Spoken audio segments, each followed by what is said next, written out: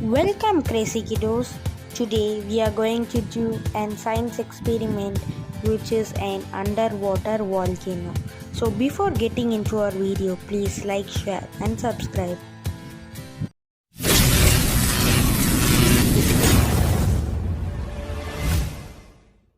So let us begin the video. For this experiment underwater volcano, we would need a test tube, a measuring cylinder, a spatula and a stirring stick.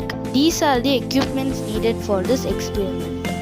The chemicals needed are baking soda, citric acid and food color. And now let us start the experiment.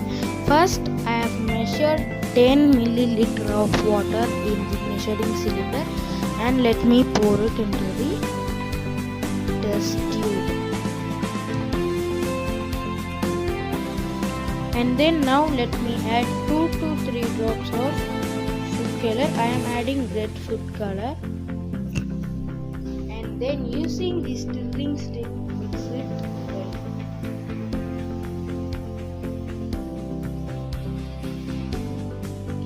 And now I have measured 1 scoop of baking soda. Now let me add the test tube. Again let me just mix it using the stirring stick. And now measure 20 ml of cooking oil in the measuring cylinder, and I measure and just going slowly just tube.